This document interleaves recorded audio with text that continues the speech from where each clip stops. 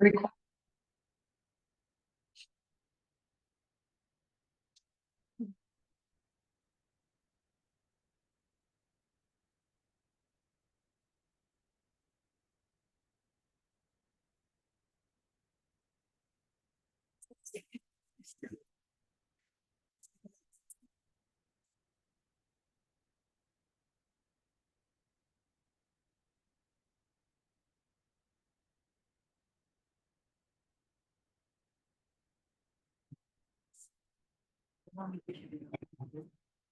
Hola, hola, muy buenas tardes.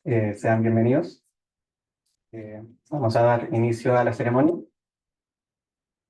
Primero, comenzando con el subdirector del Instituto de Estudios Internacionales, profesor Ricardo Gamboa Valenzuela, excelentísima embajadora de México, señora Laura Moreno, excelentísima embajadora de Honduras, señora Linda Redondo, excelentísima embajadora de Uruguay, señora Ana Inés Rocanova, excelentísima embajadora de Japón, señora Ito Tatako, excelentísima embajadora de México, señora Laura Moreno Rodríguez, excelentísimo embajador de Guatemala, señor Wendel Arriaza, en representación del excelentísimo embajador de Brasil, señor Neylor Caldas Monteiro, encargado de negocios de Panamá, señor Antonio Enríquez, agregado cultural de la Embajada de Marruecos, señor Mosim Monti, honorables representantes del cuerpo diplomático, autoridades y académicos de la universidad, académicos y funcionarios del instituto, egresados, familiares, amigas y amigos. El Instituto de Estudios Internacionales de la Universidad de Chile les da la más cordial bienvenida a la ceremonia de egreso de la 34ª generación del Magíster en Estudios Internacionales, la 13ª generación del Magíster en Estrategia Internacional y Política Comercial, la 5ª generación del Magíster en Desarrollo y Cooperación Internacional y la 8ª generación del título profesional de especialista en Relaciones Internacionales. Preside esta ceremonia la directora del Instituto de Estudios Internacionales, profesora Dorotea López Giral, y la acompaña en la testera nuestro invitado especial para la ocasión, el secretario ejecutivo de CEPAL, señor José Manuel Salazar. Para iniciar, dejo con ustedes a la directora del instituto, profesora Dorotea López Giral, quien dará a los presentes la bienvenida oficial a esta ceremonia. Bueno, hago míos los vocativos, incluyo y agradezco la presencia del director de la Academia Diplomática que nos acompaña el día de hoy.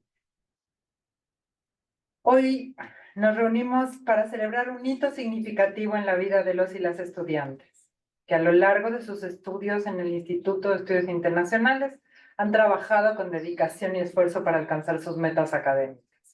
Este es un momento de orgullo, no solo para nosotros y no solo para ustedes, como graduados, sino claramente para todas las personas que hoy nos acompañan y que han sido parte de ese recorrido, sus familias, sus amigos y sus mentores, que los acompañaron incondicionalmente en esas eternas entregas, en esas eternas lecturas y en esos momentos de angustia donde uno no llegaba a entregar la lectura. No voy a mencionar a ningún profesor. En un mundo que enfrenta desafíos globales sin precedentes, la formación que hoy han recibido es más relevante que nunca. Esperamos que hayan aprendido no solo sobre teorías y conceptos, sino también sobre la importancia de la cooperación internacional, el desarrollo sostenible y la justicia social. Estos son pilares fundamentales que nos ayudarán a construir un futuro más equitativo y próspero. Quiero felicitar a sus profesores que los han acompañado en este camino, poniendo lo mejor de sí frente a los desafíos de la enseñanza de hoy en día. Quiero agradecer en especial a la profesora Enríquez y a su equipo, a cada uno de los coordinadores que día a día se preocupó por ustedes, la profesora Astrid Espaliat, el profesor Juan Serrano, el profesor José Miguel Ahumada y Andrés Borges, quien cambiará la mitad de año y el próximo año estará graduando a la primera generación del magíster en estudios sobre ASI. Quiero agradecer al personal del instituto y hacer una mención muy especial a Patricia, quienes varios de ustedes la hicieron perder el sueño muchas veces. A cada uno de los que trabajan en este instituto por su que se esfuerza cada día durante su estancia con su buena voluntad y profesionalismo para crear un mejor ambiente en el que desarrolle sus estudios. Especial gratitud con todos por la paciencia, tanto de profesores como de estudiantes en esta aventura híbrida que no ha sido fácil y que sí es cierto que cada vez la manejamos mejor, sigue siendo un poco una tortura para muchos. Es un honor contar hoy con la presencia del secretario ejecutivo de la CEPAL, al que agradezco mucho haber aceptado nuestra invitación de venir a celebrar con ustedes y sin duda a Silvia de habernos acompañado, ya que la CEPAL ha sido parte de su enseñanza y simboliza el compromiso de la región con el desarrollo y la integración. Seguramente hoy tendremos un excelente panorama sobre las trampas en que se encuentra nuestra región y las propuestas en las que están invitados a aportar desde sus disciplinas. Su trabajo nos inspira y nos recuerda que cada uno de ustedes tiene el potencial de ser un agente de cambio en sus comunidades y en el mundo. Las decisiones que tomen, las investigaciones que realicen y las políticas que propongan tendrán un impacto directo en la mejora de nuestra sociedad. Aprovecho de contarles que el 2025 tenemos ya lista la primera generación del doctorado en estudios internacionales. Es una felicidad increíble porque año tras año yo decía, el próximo año vamos a inaugurar el doctorado. Y así era como nunca acabara. Así está lista la primera generación e inician los 4 primeros alumnos en marzo del 2025.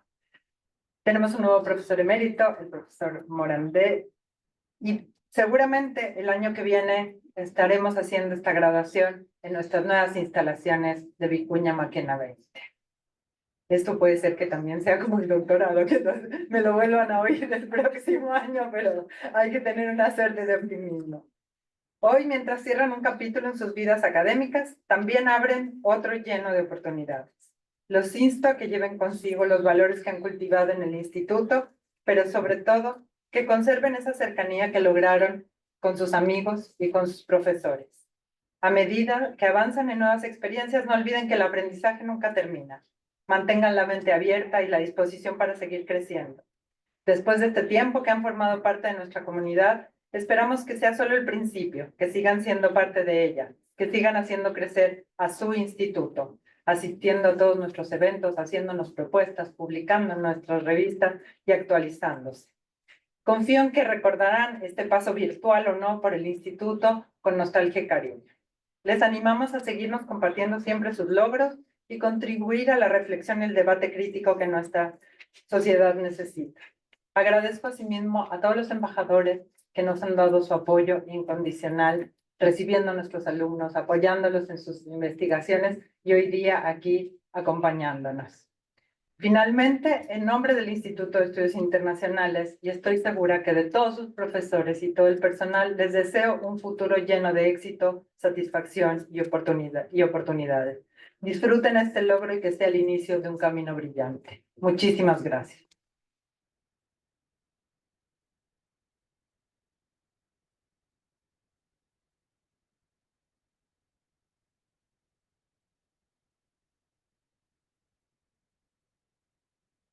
Muchísimas gracias, directora. Continuando con la ceremonia, el secretario ejecutivo de CEPAL, señor José Manuel Salazar, expondrá sobre desarrollo productivo y sostenible, desafíos de la CEPAL en sus 75 años. José Manuel Salazar tiene una maestría en Economía de Desarrollo, un doctorado en Economía en la Universidad de Cambridge y una licenciatura en Economía por la Universidad de Costa Rica.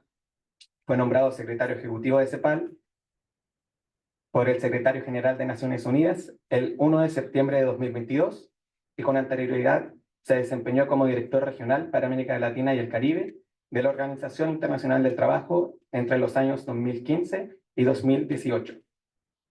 Antes de ingresar a la OIT, desempeñó labores como director de la Unidad de Comercio de la Organización de Estados Americanos desde 1998 hasta 2005.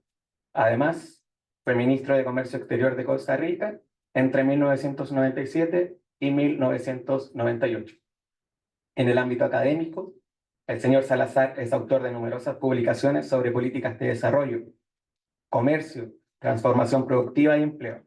Además, ha impartido clases en la Universidad de Costa Rica, en la Universidad Nacional de Heredia, la Universidad de Cambridge y la Universidad de Georgetown. Dejo con ustedes al secretario ejecutivo de CEPAL, señor José Manuel Salazar.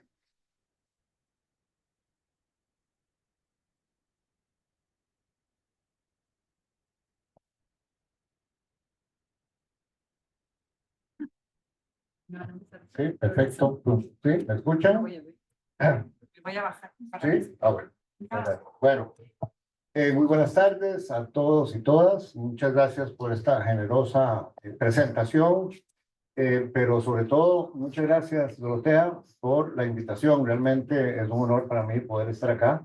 Y hace mucho tiempo que no estoy con un grupo de estudiantes en una ocasión como esta, y de manera que, y como lo escucharon, he dado clases en varias oportunidades, así que es muy agradable. Felicitaciones por su graduación a todos y todas, y de una vez mis mejores deseos para la etapa que van a comenzar.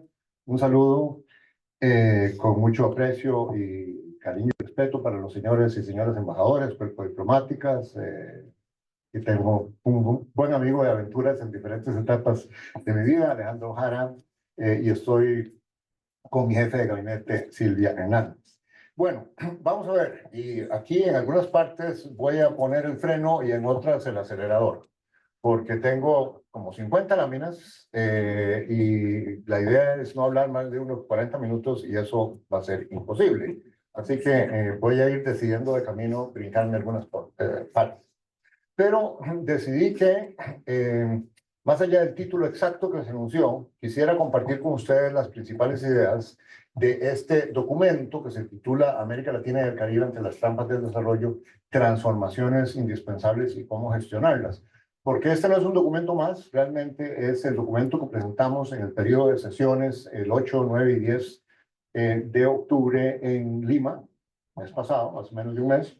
Y de alguna manera yo tengo, bueno, mi nombramiento fue anunciado el 1 de septiembre, pero yo comencé acá el 2 de octubre, o sea que justo acabo de cumplir 2 años. Y esta fue la primera oportunidad de presentar la visión, de alguna manera construyendo sobre toda la tradición de pensamiento y de contribuciones de la CEPAL, pero bueno, hemos estado y estado liderando un esfuerzo por traer la CEPAL, digamos, a una visión más moderna, más actualizada, más sofisticada, y en este mundo tan complejo a nivel mundial y de la región, con polarización, con geopolítica, etc. Como van a ver. Entonces, este es el documento que presentamos allí y que en todo el periodo de sesiones de CEPAL estuvo organizado en paneles de ministros, ministras, expertos, académicos, etcétera, en discutir el documento. Así que es lo que les voy a presentar. De manera que es un comercial extendido para invitarles a bajarlo de la página web de la CEPAL y leerlo, por favor. Van a ver que hay partes que pueden ser de mucho interés. Esa es la carátula del documento. Y en realidad estamos invitando a repensar, reimaginar, transformar los modelos de desarrollo de América Latina. Dijimos y decimos que no es un documento más, sino que es justamente una invitación a trabajar, marcando nortes, direcciones, con una combinación de pragmatismo y efectividad por, bueno, ese futuro mejor, ese mundo mejor que todos queremos, y por supuesto en una región comprometida con paz y democracia, y con un multilateralismo fortalecido. Todos estos son temas amplios, que estoy seguro que ustedes en la maestría han hecho cursos y han hecho exámenes sobre cada uno de estos términos, ¿no? Pero es, digamos, una expresión de desiderato. ¿Qué es la estructura del documento? Y lo voy a presentar. Voy a hablar un poquito de la globalización, del contexto, cómo ha cambiado, y voy a hacerles un recorrido por el diagnóstico corto y el diagnóstico un poquito más largo que tenemos en CEPAL de cómo vemos a la región. Vemos una región sumida en 3 trampas del desarrollo. También, de una vez les digo, en unas 10 brechas, o una versión más elaborada, 10 brechas sociales, económicas y otras que hay que cerrar. Y como una de las trampas del desarrollo es el tema de precisamente capacidades institucionales débiles y problemas de gobernanza, que es transversal. Entonces hablamos de 11 grandes transformaciones que requieren los modelos de desarrollo de la región, que son esas 10 transformaciones correspondientes a... ¿Dónde? Me quedé sin batería. La historia de nuestra vida, ¿sí? ¿Ya? Ahora sí, bueno. La trampa en la que estamos metidos nosotros. Una de las brechas es la brecha digital. Bueno, y luego, ¿cómo lograr entonces que es el diálogo con varias de las brechas, un crecimiento más alto, sostenido, inclusive sostenible? Porque esa es la primera brecha, una brecha de baja capacidad para crecer. La segunda gran brecha, o más bien trampa que vemos, es la trampa de alta desigualdad, reducida o baja movilidad social y débil cohesión social. Y entonces, ¿cómo reducir la desigualdad y promover inclusión en la movilidad?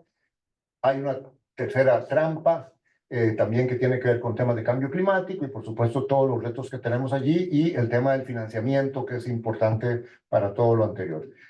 Quiero señalarles, y luego voy a hablar más de eso, que parte de la narrativa que hemos, digamos, afinado es que es importante, cuando hablamos de los temas del desarrollo nacional de cada país de la región, no solo hablar de los qué hacer, sino de los cómo hacerlo. Y no es casualidad que los títulos de esos capítulos sean cómo, porque estamos poniendo mucho, y ahorita les voy a contar en qué estamos aterrizando para ver la respuesta al tema de los cómo. Entonces, comenzando con el tema de la globalización.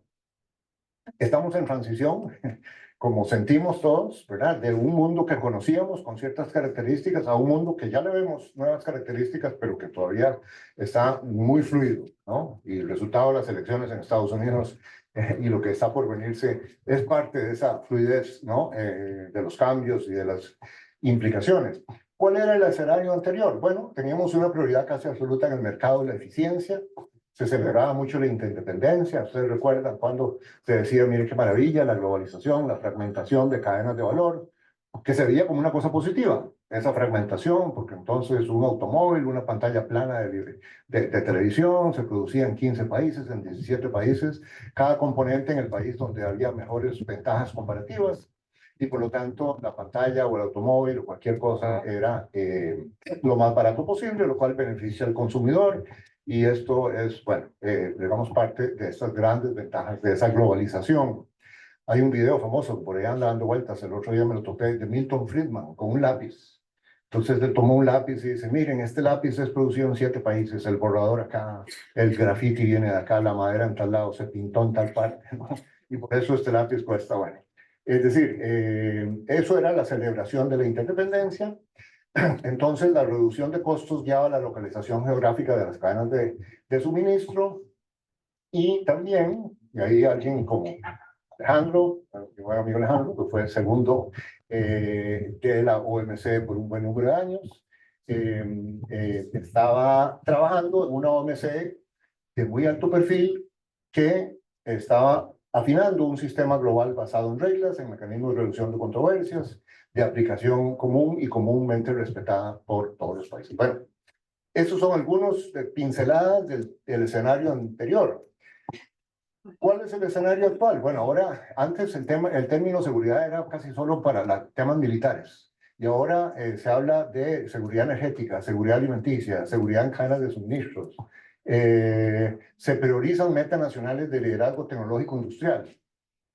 Hay una competencia geoeconómica, geopolítica, hay una nueva redefinición allí donde los Estados Unidos trata de contener a China y compite y tiene unas políticas industriales de mano pesada en el sentido de con muchos billones de dólares en subsidios, porque en el fondo se compite por un liderazgo tecnológico, por un liderazgo industrial, y ese tipo de temas como la seguridad y como la competencia geopolítica, industrial y tecnológica llevan a que, bueno, entonces las reglas del juego cambian y las prioridades cambian. Se desconfía en la interdependencia y tal vez eso es el gran cambio, o sea, lo que en inglés llaman el mindset, ¿no? El pensamiento básico es de desconfiar de esa interdependencia y por eso estamos viendo un mundo con un proceso fuerte de reconfiguración de cadenas de suministro y las palabras en inglés es el de-risking, cómo bajar los riesgos de las cadenas de suministro. Eso no solo los gobiernos lo promueven, pero lo hacen las empresas multinacionales, lo hacen los países, el nearshoring, el friendshoring, etc. Muchas descripciones de esto, ¿no? Unas estadísticas que ven cómo ha evolucionado el comercio de bienes o cómo ha evolucionado el comercio de servicios y sobre todo en bienes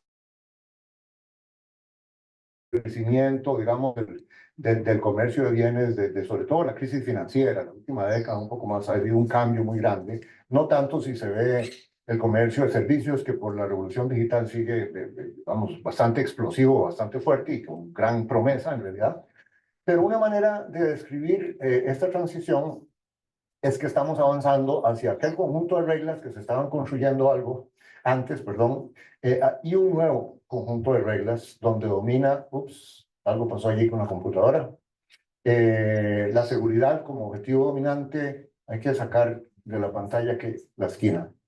Y claro, con medidas unilaterales, ya sea aranceles, ya sea subsidios, y un poco un colapso de las reglas anteriores, y una geopolítica que es un poco esta competencia y esta rivalidad. Y ahí es donde la elección del señor Trump, con todo lo que él ha anunciado de aranceles, ¿verdad? Y de competencia con China y los métodos para contener a China o para competir, bueno, anuncia de nuevo una nueva realidad.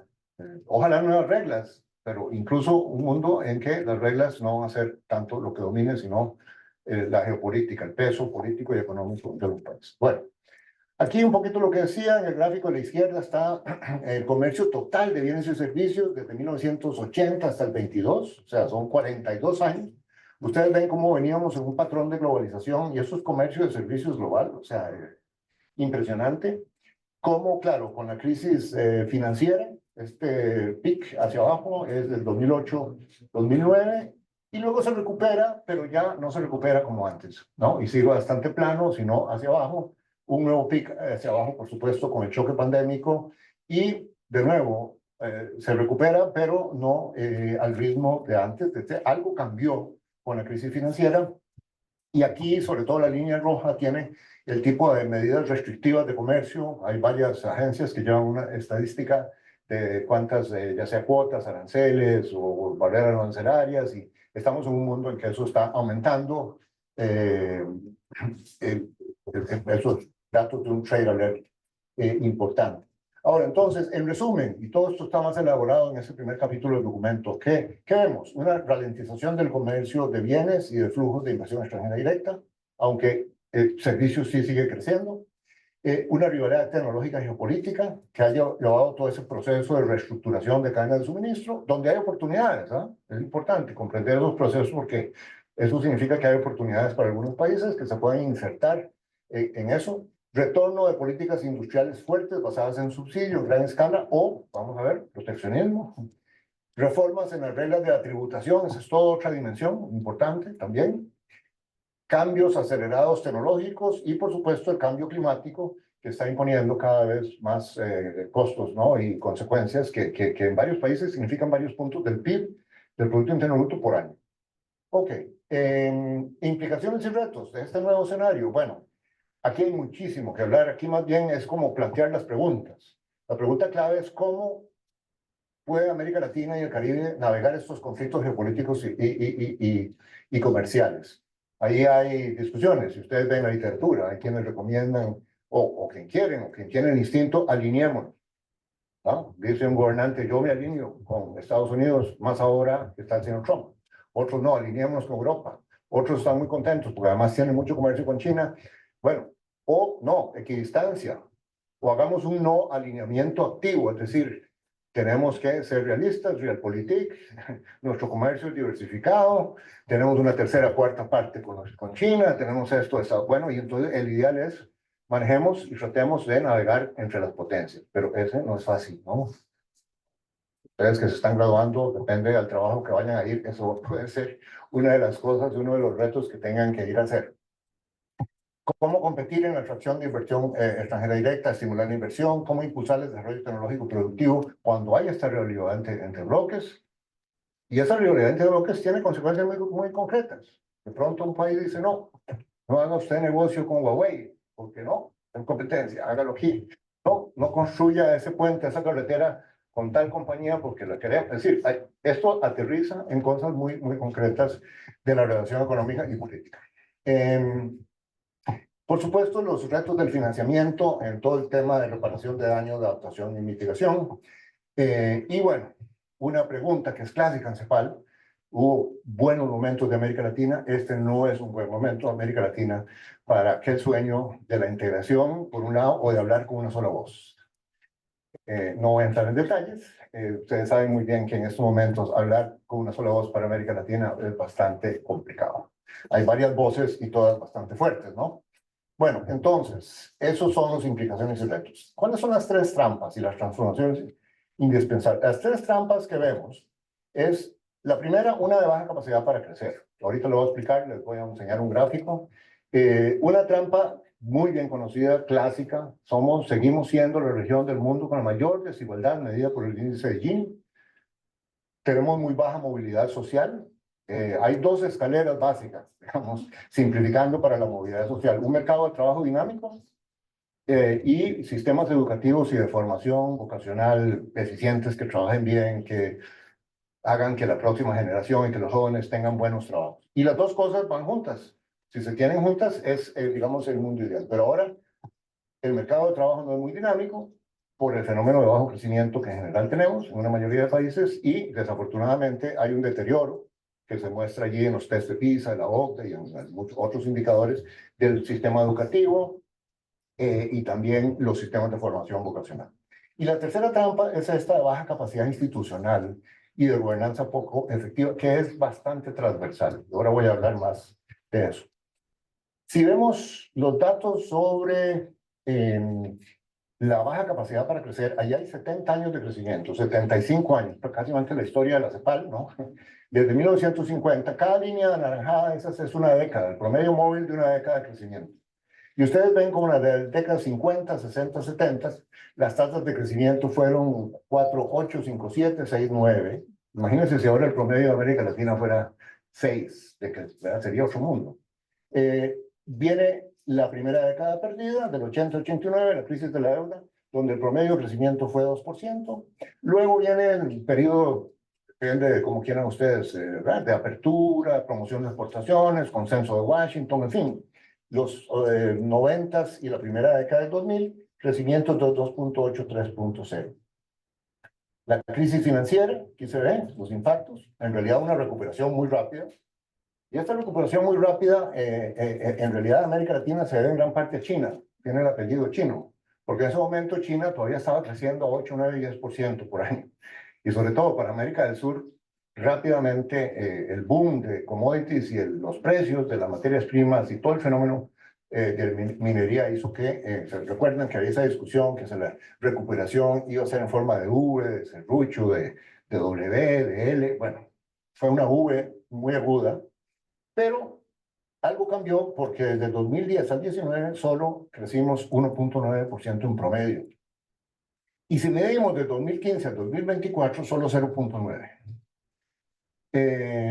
Y, ojo, esto no es porque el shock pandémico, porque el rebote pandémico fue prácticamente lo mismo. O sea que esto se autocompensa. Realmente es un promedio de 10 años de un crecimiento mucho más bajo. Y aquí tenemos la misma información, un poquito con otra metodología, 30 años, 15 años. Entonces, el crecimiento tendencial promedio en estos 30 años, 5.5%. En estos segundos 30 años, del 80 al 2009, 2.7, la mitad. Y en los últimos 15, 1.6. Entonces, como dice en inglés, rest my case, ¿verdad? Claramente hay una baja capacidad de largo plazo. Esto no es un tema coyuntural, tenemos algo estructural serio. Esto es promedio. Si uno ve los detalles por país, hay excepciones, hay países que crecen más, que no caen dentro de este patrón. Esto es un patrón también muy dominado por los países grandes, que pesan en el promedio, ¿no? Brasil, México y algunos otros. ¿A qué se debe o cuáles son los factores detrás? Bueno, eso es una discusión entre economistas muy grandes, pero hay consenso, números más, números menos, de que hay por lo menos 3 grandes factores. El bajo crecimiento de la productividad en general, es decir, que no estamos posicionándonos suficiente en sectores de alta productividad, de mayor sofisticación. Ahí hay enfoques como el de Ricardo Hausmann, de la complejidad económica, hay otros, hay muchos, pero el hecho es que los datos hablan muy claramente de que tenemos una productividad prácticamente plana. Y ahora les voy a mostrar un gráfico de productividad. No estamos convergiendo, al contrario, estamos en una brecha cada vez más amplia con los países desarrollados. baja inversión. Somos la región del mundo con las tasas más bajas de inversión. Eso es mala noticia. En parte porque la inversión pública es baja y hay una sinergia entre la pública y la privada. Cuando la inversión pública es más fuerte, la privada también se desarrolla. Y el tema del talento humano con la educación y las competencias. Entonces, bueno, desafortunadamente eso es lo que está detrás de esas tasas bajas, de esa baja capacidad para crecer.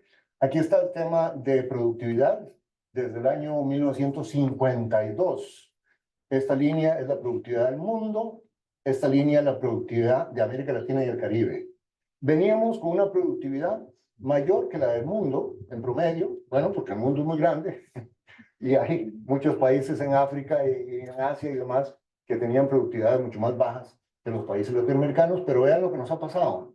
Punto de inflexión aquí alrededor del 2014-15, en donde por primera vez en la historia tenemos una productividad más baja que el promedio mundial.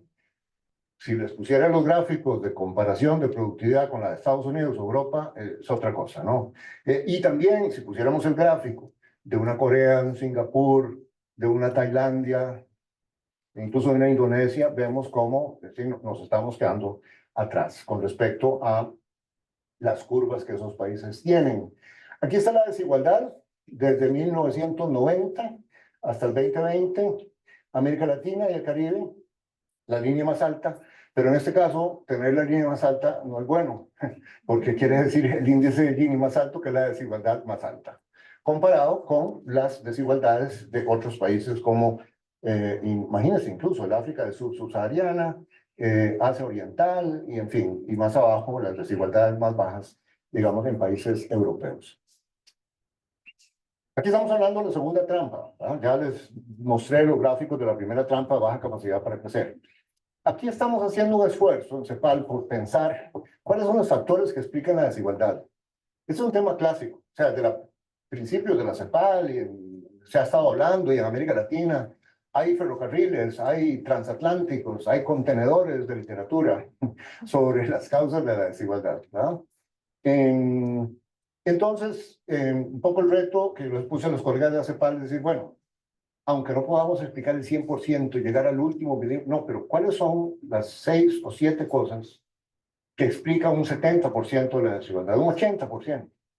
Porque si podemos identificar eso, esas son las palancas sobre las que hay que aplicar política, y bueno, hay docenas de otros factores, pero ¿cuáles serían los principales?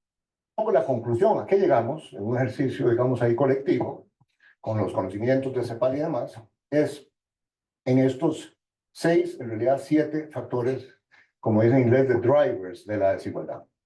Primero es lo que hablamos antes, el bajo crecimiento, el bajo dinamismo del mercado laboral, la heterogeneidad productiva, que es que coexisten sectores de muy alta productividad, pocos, con grandes sectores de baja productividad, coexisten algunas empresas grandes, pocas, con empresas medianas, con una predominancia gigantesca de autoempleo y de microempresas y empresas muy pequeñas de baja productividad.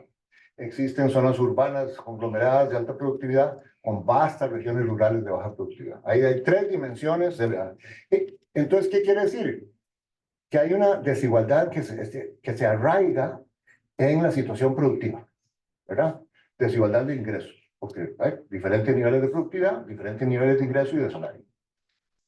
Sistemas fiscales regresivos, sistemas tributarios regresivos, eso es otra explicación. Políticas sociales y de protección social débiles que no logran reducir la desigualdad arraigada en lo productivo. Si ustedes ven los datos de la OCDE o de Europa, ven que hay una cierta desigualdad menor que en América Latina, porque la estructura productiva de los países europeos es, digamos, más pareja, por ponerlo con un término no técnico. Pero una vez que uno toma en cuenta el impacto fiscal, tanto de impuestos como de gastos, cambia muchísimo. En Europa la desigualdad se reduce.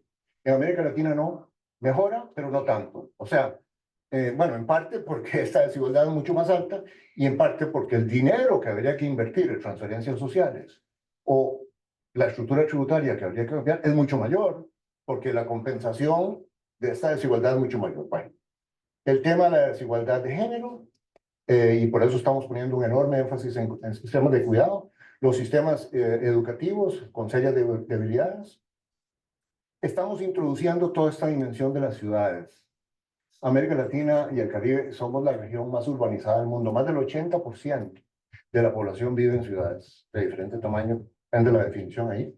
Y resulta que nuestras ciudades son fábricas de desigualdad. Entonces, allí en el reporte tenemos un capítulo sobre una sección como por temas de la segregación espacial, de los barrios que hay diferentes, de acceso diferenciado a los servicios sociales. Hay partes que tienen muy buenos servicios sociales, educación, salud, acueductos, alcantarillado, transporte, y otros que no tienen eso.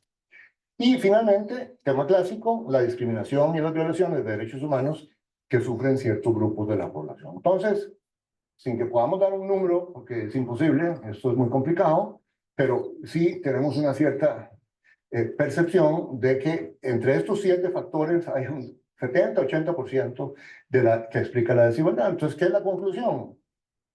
Que los países deberían tener un enfoque integrado de estas cosas, ¿no? Eso es muy fácil de decir, es difícil, pero que seguir trabajando nada más en solo una de estas cosas y de manera separada y no coordinada, no nos va a mover las agujas de la reducción de la desigualdad. Y no es casualidad que seguimos siendo la región más desigual del mundo, a pesar de que tenemos 7, 8 décadas de estar hablando de desigualdad. Y las trampas de capacidades institucionales débiles, bueno, limitan la capacidad de los gobiernos. Ahí pueden poner ejemplos. Pueden ser capacidades institucionales para la política social, para la política de desarrollo productivo, ministerios de educación, las redes de centros de formación vocacional. Es decir, uno puede seleccionar en qué área, pero en general. Y esa es la forma en que estamos tratando de aterrizar este tema en CEPAL, porque claro, hay un tema, el tema de las capacidades institucionales, ahora vamos a ver, lo aterrizamos en 4 cosas. Como decir, bueno, para ordenar la conversación. ¿Qué es esta trampa? Es un tema de gobernanza. Es decir, no es una pregunta, es una afirmación. Tenemos una gobernanza compleja, descoordinada, conflictiva, inefectiva. El tema de las capacidades institucionales, el tema de los espacios de diálogo social, porque para gobernar bien y para parte de las capacidades institucionales de una institución es poder convocar a los grupos de interés y tener espacios para dialogar las políticas, persuadir y convencer. Y cuarto, el tema de la economía política de las transformaciones, que es un tema antiguo en economía y demás, pero que es importante, ¿verdad? Que en el fondo es cómo construir coaliciones a favor de las reformas que sean más fuertes que las coaliciones que resisten la reforma, ¿verdad? Acá en Chile ustedes tienen una muy buena conversación. Uno no puede abrir un periódico todos los días sin ver ejemplos de la economía política en Chile, ¿no? Cómo se comporta. Entonces, esa es la tercera trampa. Hay 2 fuentes de evidencia, por lo menos que hemos ubicado, para no decir así en abstracto. Uno es este índice de las capacidades estatales de Hanson y Sigman, en donde ahí ustedes tienen lo que ese índice, que sería muy complicado entrar en detalles, pero básicamente tiene su metodología, su medición, sus bases de datos, y ustedes ven que el índice de capacidades estatales es mucho mayor en Suecia, Finlandia, Estados Unidos, Reino Unido, Francia, los países desarrollados. Por cierto, ahí está Chile, no está mal, comparado con otros países latinoamericanos. Esa es una medición. Otra medición es la del Banco Mundial. Hay unos indicadores mundiales de gobernanza del Banco Mundial que tienen aquellas dimensiones: voz y rendición de cuentas, estabilidad política, efectividad del gobierno, calidad regulatoria, Estado de Derecho, control de la corrupción. Y ven, las líneas azules son los países desarrollados, las líneas verdes son América Latina y el Caribe.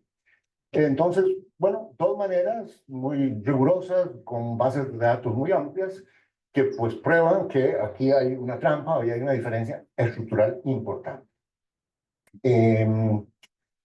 Entonces, pasamos de las 3 trampas a las 10 brechas, o a los 10 grupos de brecha. Esto es lo que yo llamo, lo que llamamos el decálogo, y es una versión, como digo, más elaborada. Algunas, por ejemplo, esta es la trampa de baja capacidad para crecer, que tenemos un crecimiento económico, pero con más detalles: bajo, volátil, excluyente, no sostenible, con baja creación de empleo formal. Tenemos, estos son los temas sociales: la alta desigualdad, la baja movilidad, las brechas de protección social, pensiones, etcétera, cobertura, suficiencia, sistemas educativos y de formación profesional débiles, alta desigualdad de género. Todo el tema del desarrollo ambientalmente sostenible, las deficiencias que tenemos allí.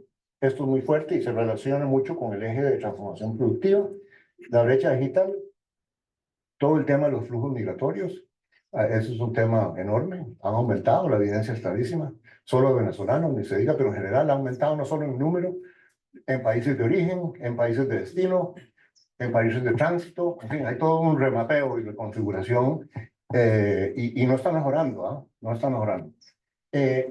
Todo el tema clásico de la integración económica regional y todo esto de alguna manera converge en, bueno, ¿cuáles son los espacios fiscales? La macroeconomía, la política monetaria, es decir, los costos del financiamiento para poder hacer las inversiones. Y el tema transversal de la gobernanza compleja y las bajas capacidades institucionales.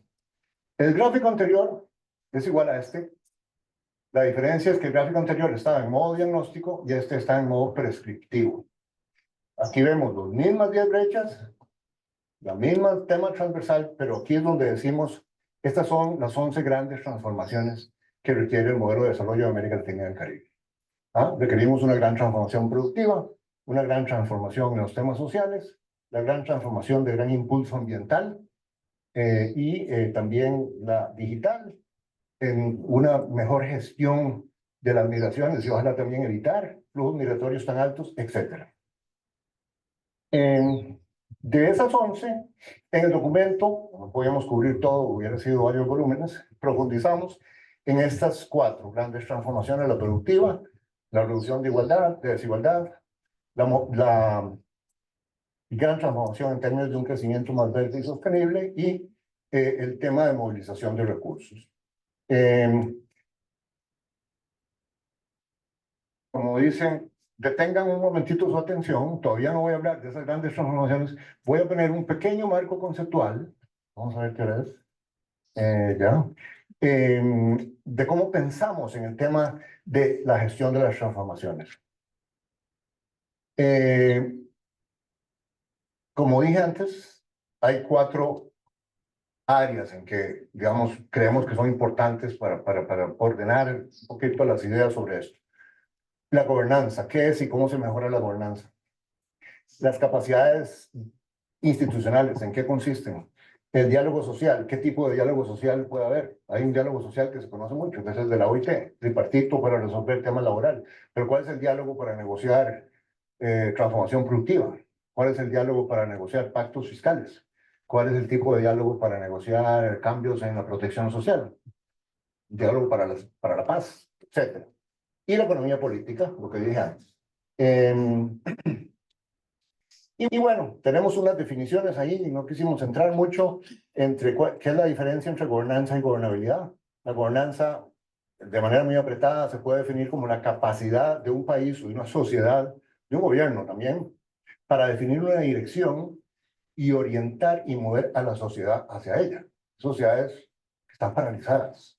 No hay ninguna capacidad, o muy poca, en un gobierno para mover a la sociedad en esa dirección, en un campo o en general. La gobernabilidad es un poquito más amplio el concepto, la capacidad de asegurar el cumplimiento de la ley, mantener la estabilidad y la legitimidad de las instituciones. Están relacionadas. En la medida que un gobierno no pueda mover a la sociedad en direcciones positivas, pierde legitimidad y se erosiona la confianza en las instituciones. Y ahí está Latinobarómetro y una cantidad de otras encuestas que demuestran cómo sucede eso. Bueno, y ese es el cambio transformacional. Hablamos de las capacidades top de las instituciones, de nuevo, para ordenar un poquito ideas. ¿Qué son top? Técnicas operativas, políticas y prospectivas de las instituciones.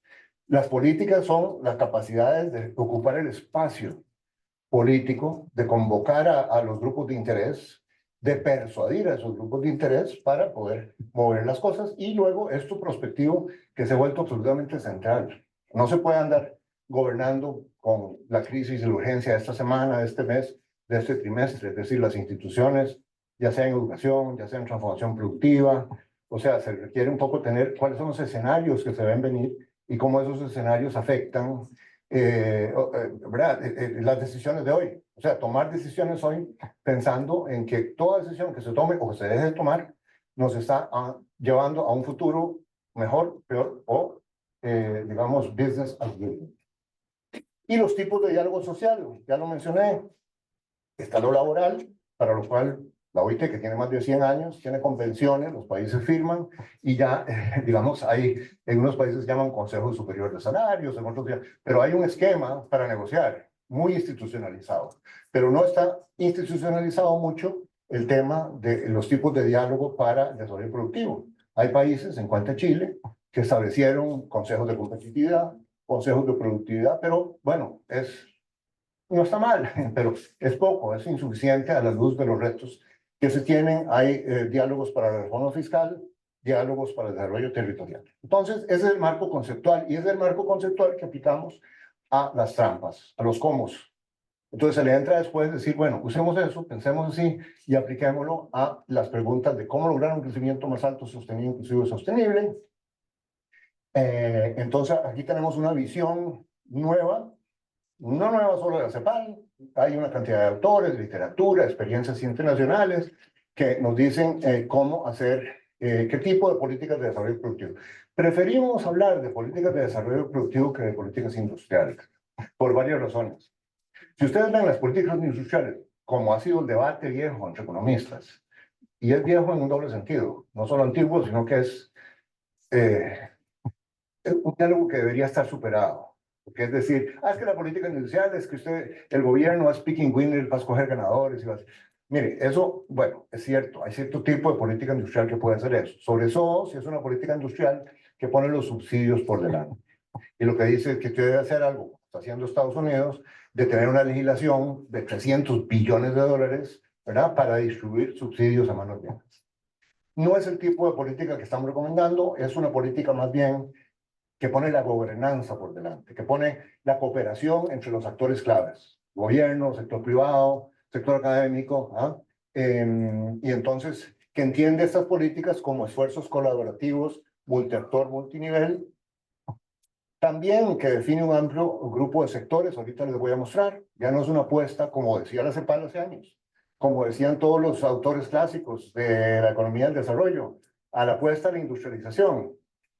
Y que era correcto, hace 30, 40, 50 años, porque la industria era la única que tenía economías de escala, que tenía derrames de conocimiento, que tenía enlaces hacia adelante y hacia atrás, que tenía demandas de talento para una alta productividad. Pero ahora la revolución tecnológica ha cambiado eso. Ahora, ¿a dónde hay más economías de escala que en algunos sectores de servicios modernos?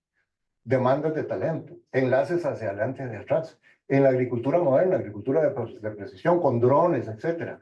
Entonces ahora ya, ¿verdad? Ahora lo que estamos diciendo, se requieren políticas de desarrollo productivo donde las apuestas válidas es a un rango mucho más amplio de sectores que solo la industria. Bueno, aquí es donde voy a acelerar un poquito el paso. El tema de las políticas de desarrollo productivo es amplio. Esto gráfico lo llamamos, ¿adivinen cómo? La casita, el templo, ¿verdad? Y tiene allí, bueno, una definición de lo que son políticas de desarrollo productivo y cómo eso se relaciona y tiene que ver con ciencia y tecnología, extensionismo tecnológico, transformación digital, en fin, una serie de cosas. Con mucho énfasis en el enfoque territorial, porque parte de lo que tenía en la lista anterior es hemos tenido una tradición muy centralizada, top-down, y es importante también construir igual de abajo hacia arriba, empoderando con los actores locales en las diferentes provincias, departamentos, regiones, territorios, y balancear esas dos cosas. Entonces, por eso que, bueno, no es fácil hacer esto, pero es parte de lo que estamos promoviendo, y aquí hemos propuesto una lista de sectores impulsores o dinamizadores, con una advertencia, o varias, de que no es que en la CEPAL estamos diciendo picking winners y estos son, no. Es una lista ilustrativa de sectores que son muy interesantes por toda una serie de razones, todos estos porque ayudan a transformar ya un crecimiento verde, transición energética, electromovilidad, economía circular, la bioeconomía, la agricultura para la seguridad alimentaria, la gestión sostenible del agua. Cada uno de estos sectores es muy estratégico en sus propios términos. Hay sectores de servicios, lo que hablaba antes, la exportación de servicios modernos habilitados por las TIC. Esa es la exportación número 1 en mi país. Y Costa Rica no, hace 20 años no exportaba nada. Ahora más de un 25% del total de las exportaciones de bienes y servicios de Costa Rica son sectores de servicios modernos habilitados por Internet. Es impresionante lo que eso significa. Hewlett Packard tiene 12,000 empleados, Amazon tiene 2,000 empleados, hay mucho de back office services, hay una gran cantidad de cosas. Uruguay está muy adelantada en eso. Chile tiene bastante. Ya todo el tema de la sociedad del cuidado, que es muy transformacional. Estamos refiriéndonos a la necesidad de tener redes de cuidado. Todavía seguimos en América Latina con una diferencia en la participación laboral de las mujeres, entre hombres y mujeres, de más de 20 puntos promedio para América Latina, a pesar de que ha habido avances. Y además, con el envejecimiento de la población, en los próximos años, país tras país, la cantidad de demanda de cuidado va a pasar de ser mayoritariamente del cuidado de niños a ser de cuidados de adultos mayores. Todos vamos para allá. Y cada vez, entre más mayorcito el adulto, más complicado el cuidado, como sabemos muy bien. Pero se requieren instituciones, se requiere empleos, ocupaciones, terapistas, masajistas, enfermeras, etcétera. Entonces, esta sociedad del cuidado va a ser un sector muy, muy dinámico. Los datos de envejecimiento de la sociedad latinoamericana es impresionante. Y tiene un doble dividendo, porque no es solo la creación de empleo para los cuidadores y las cuidadoras, sino la habilitación de permitirle a las mujeres, porque las mujeres son las que hacen la mayoría del cuidado, ingresar a la fuerza de trabajo. Y ahí hay cálculos que tenemos, que tienen otras instituciones, de que varios puntos del PIB, si se cerrara parte de ese 20% de brecha, participación laboral de la mujer. Y por supuesto, las industrias más clásicas, dispositivos médicos, farmacéutica, etc. Y tenemos una discusión, bueno, entonces, ahí es donde viene la pregunta, los cómo. ¿Cuáles son la institucionalidad? No solo el tipo de políticas, los qué, que era lo que estaba hablando antes, sino cómo entrarle a tener políticas de desarrollo productivo que muevan las agujas de la productividad y de la transformación productiva.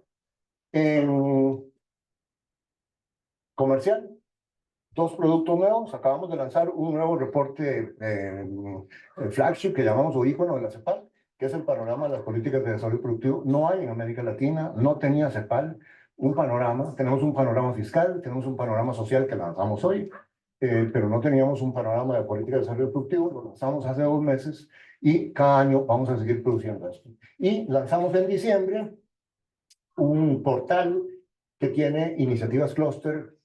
Países ya tiene inventariadas unas 300 iniciativas clúster o iniciativas de articulación productiva, que es un portal para crear una comunidad de práctica, para tener la información, las características, y estamos construyendo actividades de capacitación, etc. Bueno, miren, el tema de la desigualdad, muy rápido, y ya lo dije, los mismos factores que ya mostré, se dice muy rápido, pero bueno, el hecho es que esto parece ser los principales elementos sobre los que hay que incidir de manera exitosa, con mucha sinergia, para realmente, si queremos que aquí en 10 años haya una reducción de desigualdad en países A, B o C. Un marco integrado de políticas. Tenemos el tema de las capacidades top aplicado a las políticas sociales, por lo menos estamos iniciando. Ya el panorama social del año pasado abordó este tema de las capacidades institucionales, o más bien las deficiencias institucionales, y cómo avanzar hacia esquemas institucionales más sólidos. Comercial, panorama social del año pasado y el panorama social que lanzamos hoy. El del año pasado era sobre el tema de la inclusión laboral y el de hoy que lanzamos es sobre los desafíos de la protección social no contributiva, pensiones, transferencias, etc. Y finalmente el tema de la sostenibilidad y enfrentar el cambio climático. Ahí vuelvo a repetir que tenemos una propuesta, bueno, esto es lo que los países están hablando.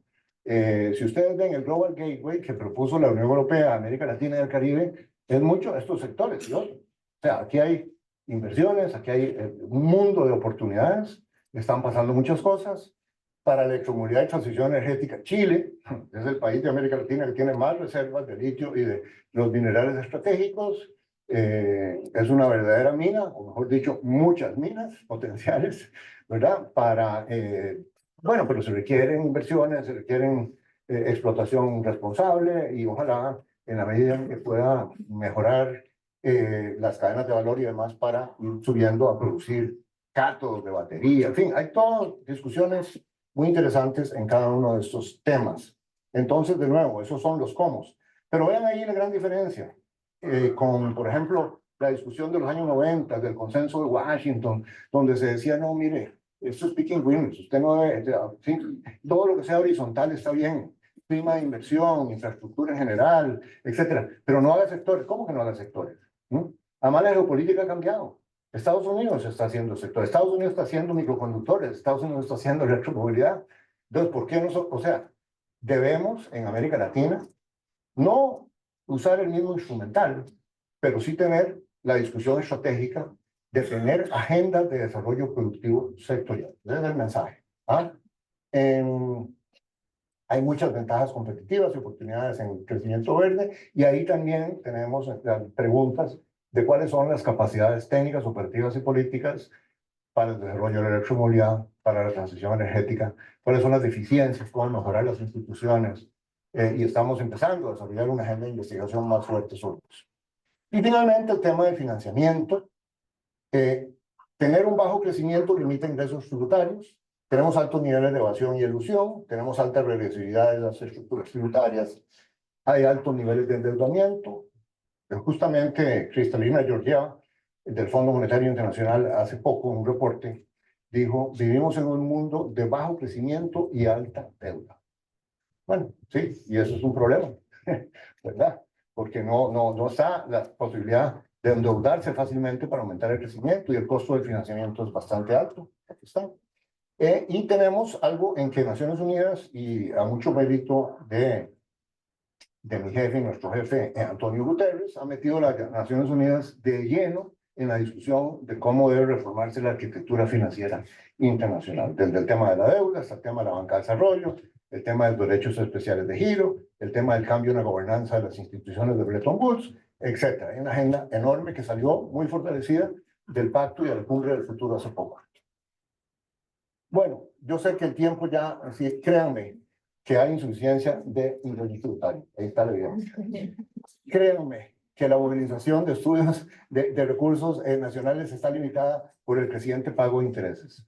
América Latina, solo en paso, no en el servicio de la deuda, en pago de interés, hay países que están gastando 3, 4 y 5 puntos del PIB en pagar el servicio de la deuda, que significa 63% en promedio para 21 países.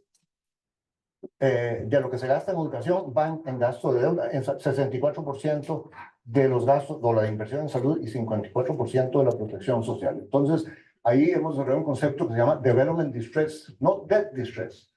Cuando hay Debt Distress, el que está en distress es el sector financiero. Cuando hay Development Distress, el que está en distress es el país que tiene que usar 4 puntos del PIB para pagar el servicio de la deuda. ¿Ah? Bueno, y ahí tenemos una serie de estrategias. También tenemos temas de las capacidades top de las instituciones, digamos, financieras, Ministerio de Hacienda, Banco Central, coordinación de políticas, políticas macroprudenciales, eso es todo un tema especializado, y reflexiones finales. Entonces, bueno, aquí creo que puedo ser muy breve. Básicamente, lo que dije, tenemos que repensar, reimaginar. El mundo ha cambiado mucho. La crisis financiera ya hace 12, 13 años llevó al mundo, a los economistas en particular, a repensar muchas cosas, como por ejemplo aquella fe ciega en que los mercados financieros, entre más libres mejor. Bueno, nos llevó a esa crisis financiera del Atlántico Norte, como dice José Antonio Campo, y ahora el shock pandémico llevó a una reflexión también muy diferente sobre el papel del Estado en salud, etcétera, y en transferencias sociales, etcétera. Hemos planteado entonces estas 11 grandes transformaciones. Es una manera de redefinir un poco la narrativa y de fijar cuáles son algunas de las conversaciones importantes que debemos tener. Porque bueno, es que ahí es donde está el otro reto. Ahora las conversaciones son muy complicadas, ¿no? En las redes sociales. Son conversaciones de 3, 4 líneas. Y son conversaciones que no son racionales y que no tienen, digamos, un marco conceptual. Entonces aquí hay un reto. Todas las instituciones de Naciones Unidas, el Banco Mundial, muy orgullosos de decir, hagamos empirically based policy making, ¿verdad? Pero eso, le recomiendo el último libro de Yuval Harari, ¿verdad? Porque él dice, esa es la versión ingenua de la verdad.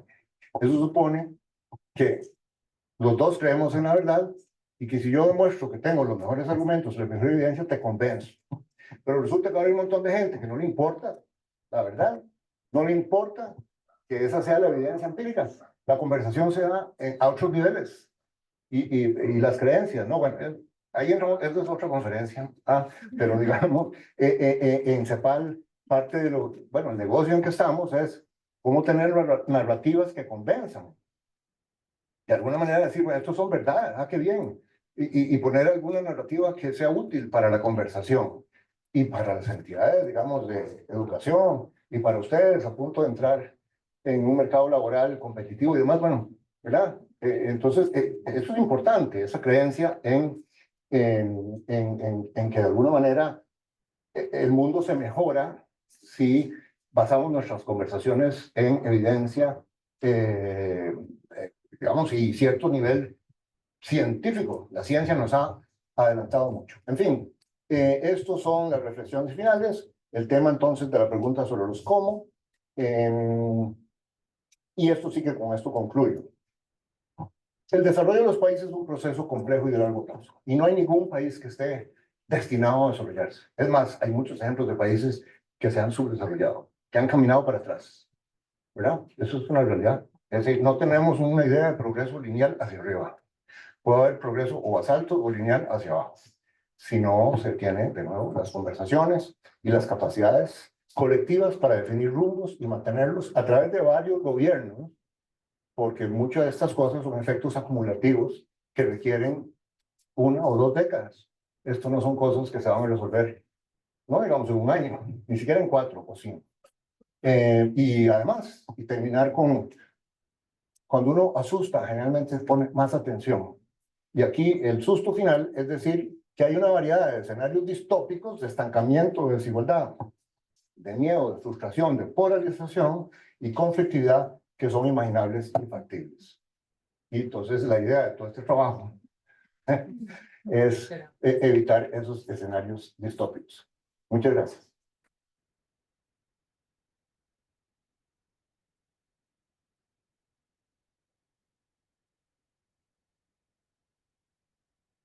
Muchísimas gracias por esta interesante, no sé si decir optimista, pero por esta muy interesante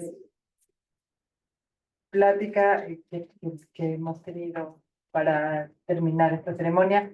Antes de darle paso a que al secretario ejecutivo pueda retirarse, quisiera pedirles un minuto de silencio, lamentar conjuntamente la pérdida de una gran profesora, gran diplomática y de una gran persona, la profesora Carolina Valdivia. Así que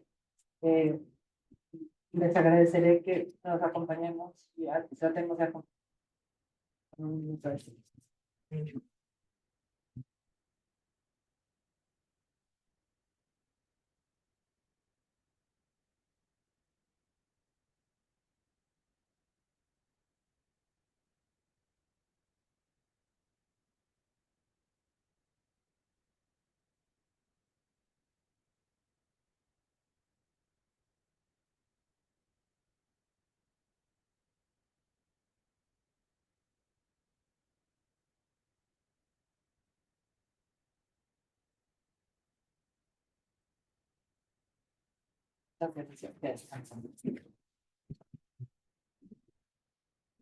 Y pues vamos a darle un aplauso al secretario ejecutivo, le deseamos mucho suerte.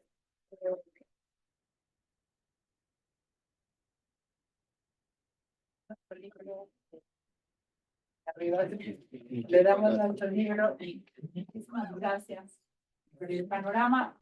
Igual va a estar en nuestra biblioteca, así que también pueden consultarlo en nuestra biblioteca. Muchísimas gracias. Muchísimas gracias. Un gran honor.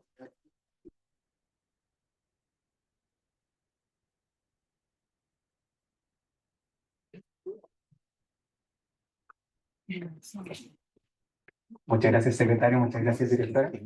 Ahora procederemos a hacer entrega de un pequeño recuerdo para los estudiantes que egresan en esta oportunidad, por lo que solicitamos a la coordinadora y coordinadores de cada programa que se acerquen cuando sea su turno para hacer entrega del regalo.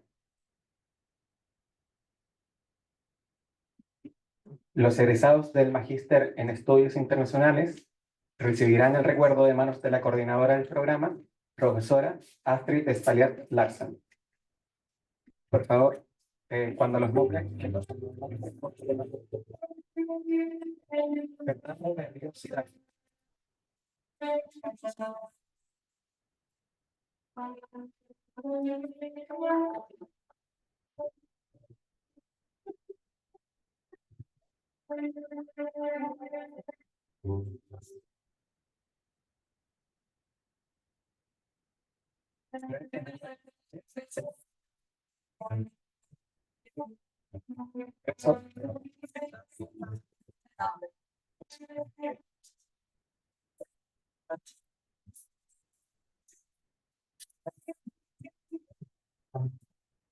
Sí. Renzo Broto Pinochet se encuentra virtualmente acompañándonos, así que por favor, un gran aplauso.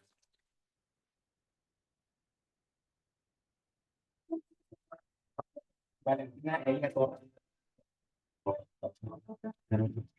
Lamentablemente no nos pudo acompañar. De manera virtual igual se encuentra Carolina Paune Villegas, así que por favor un aplauso.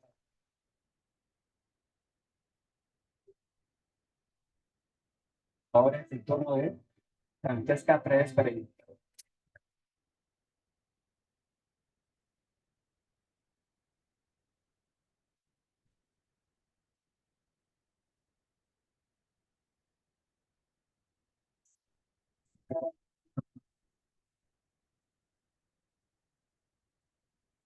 Pedro Pablo Royce Parra.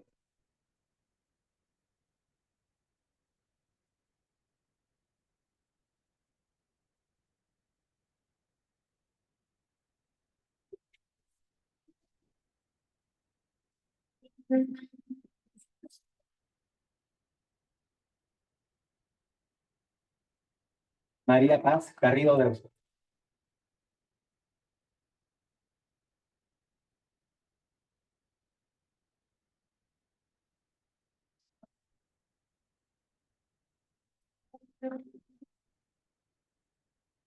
Ivana Martínez Torres.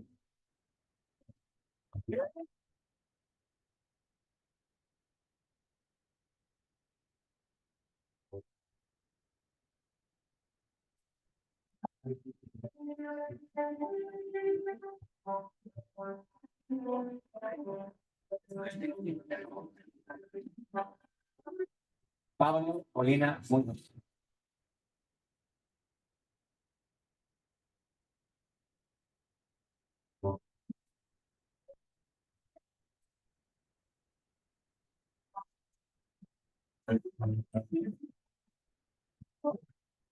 Matías Morales Figueroa.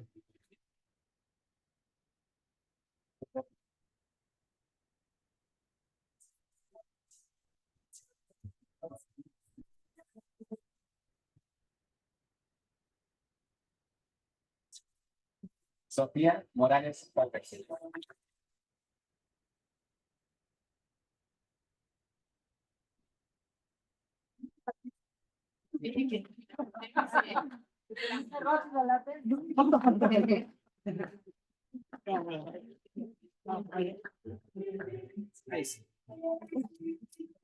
Simona Paraños Sánchez.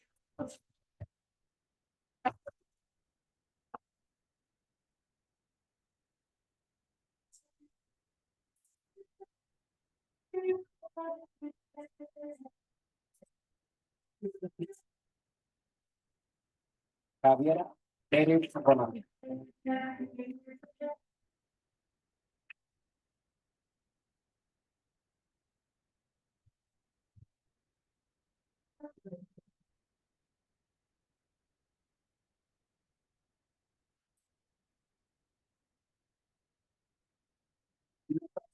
Ramírez.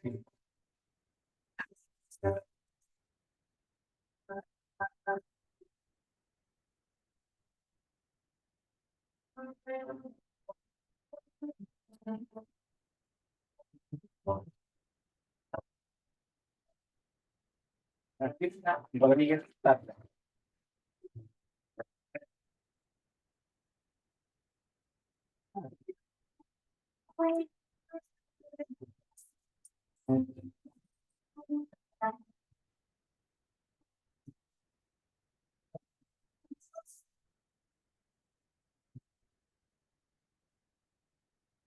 Y por favor, un gran aplauso a quienes no nos pudieron acompañar en esta oportunidad.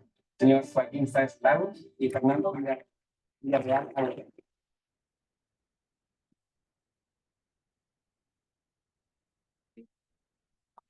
Muchas gracias, profesora.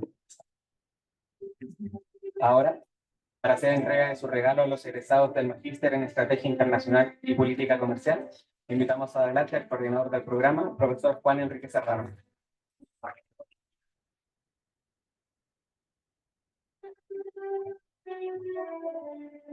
Por favor, pasa adelante. Karen Díaz Águila.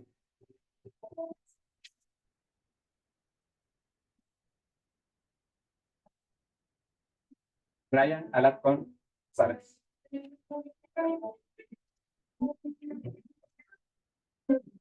Mariana Carrasco Uribe.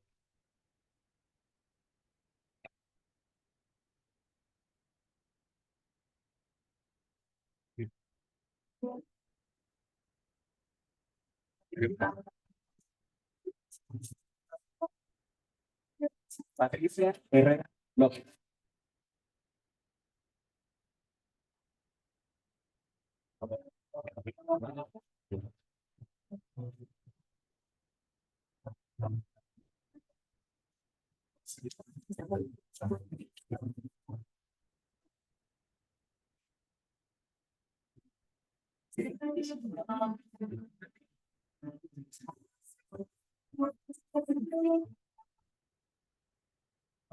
Sí.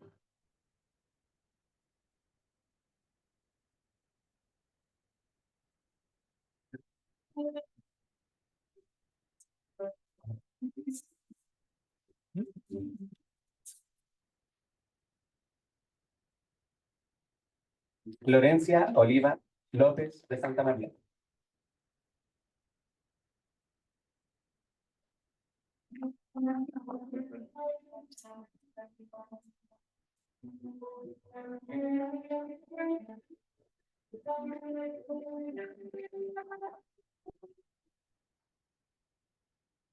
Jenny Dana Cabeza.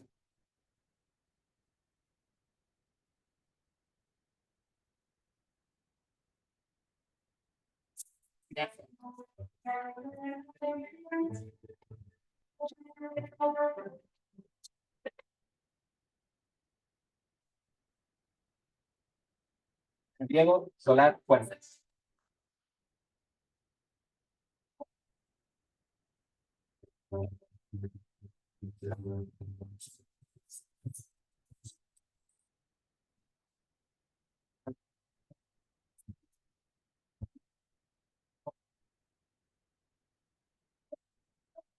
Jonathan Sánchez.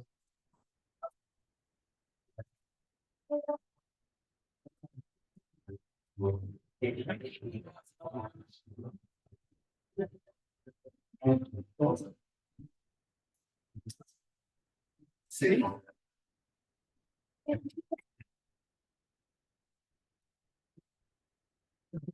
Y también, por favor, un gran aplauso a quienes no nos pudieron acompañar en esta oportunidad, o se encuentran de manera virtual.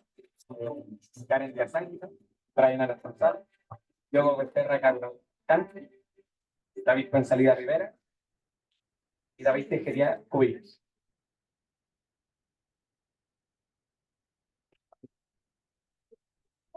Profesor Serrano.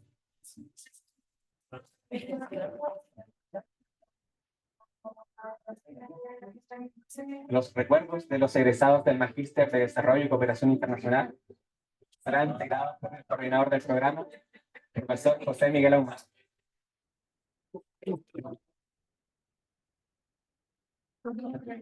Ahora adelante, Ángela de Blasi Switches.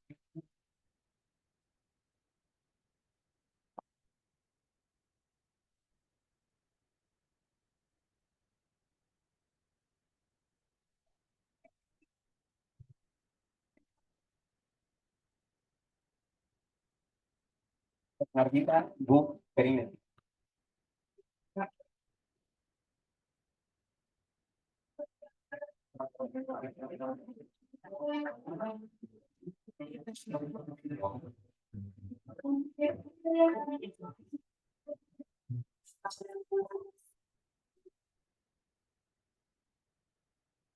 Sofía Contreras Parra.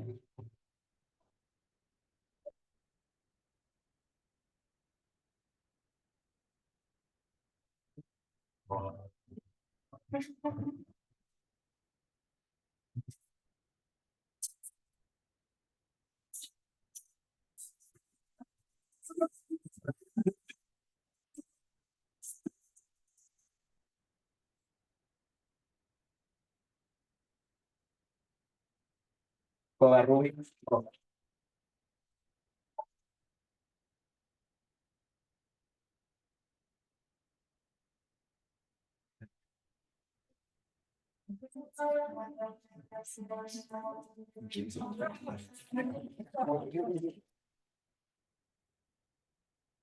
Catalina Enríquez Alba. Valentina Fernández González.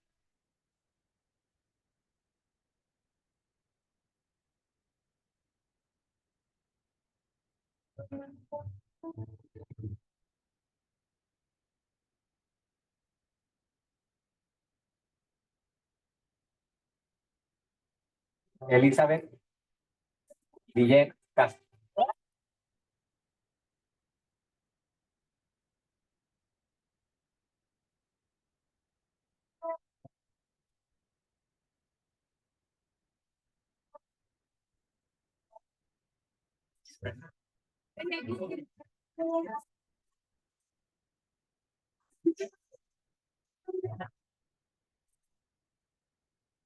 Andrea Honares Rivera.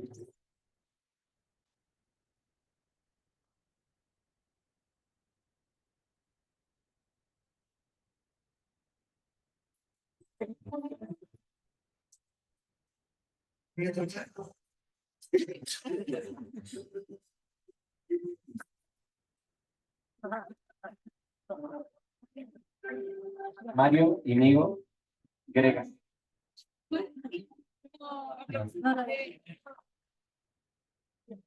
Lucía Leighton Araceli.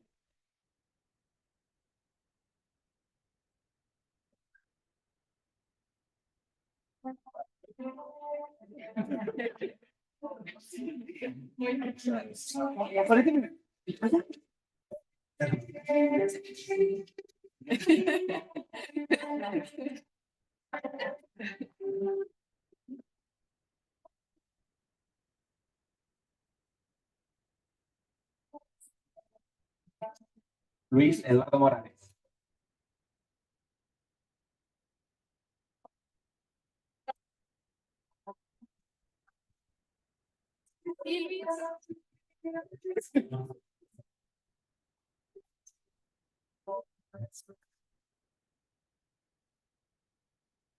Javiera Pizarro Morales.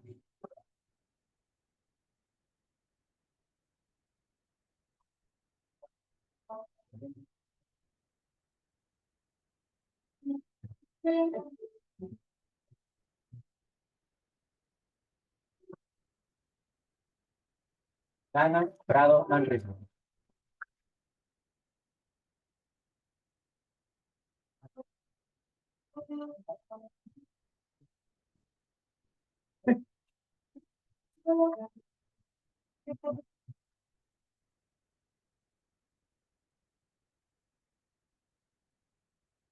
Javier Rojas Rodríguez.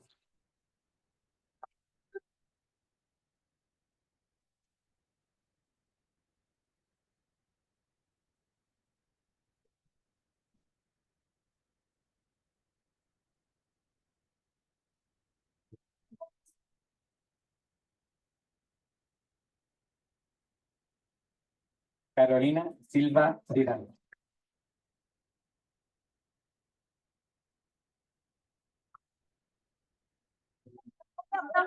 Representantes del consejo.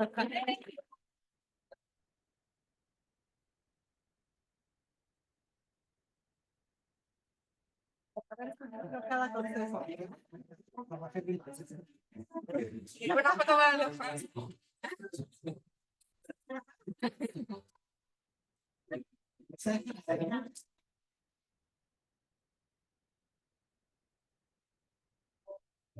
Cristóbal Savilo Vázquez.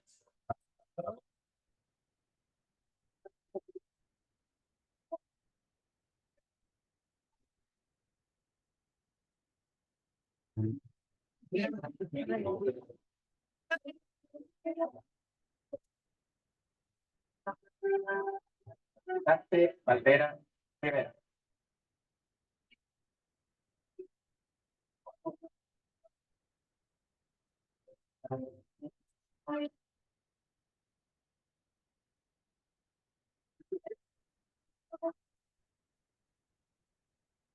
Muchas gracias, profesora. De igual forma, le damos un aplauso a quienes no pudieron asistir en esta oportunidad. La señorita Rocío Aranda Silva, Caroslav Pecha Ávila, al igual que Felipe Gatica Reyes y Juan Serrano.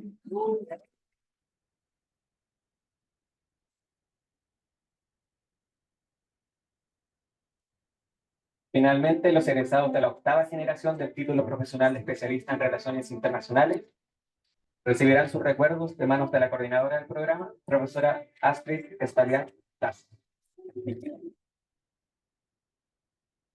Por favor, adelante, Beatriz Riquelme Mancilla.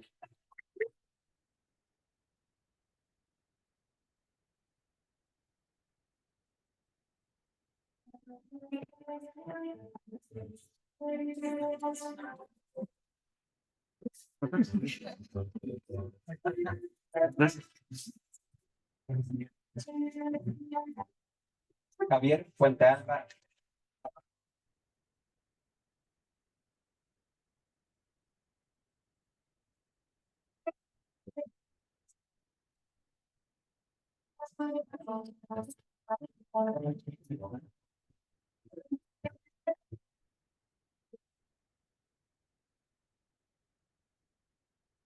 Por último, Vicente Muñoz.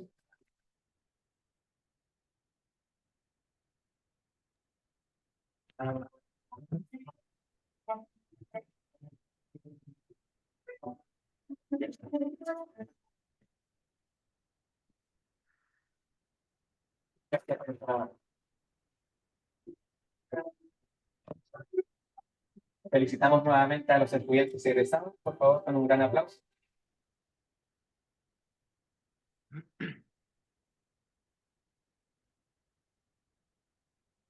Para finalizar esta ceremonia, los invitamos a ponerse de pie e interpretar el himno de la Universidad de Chile.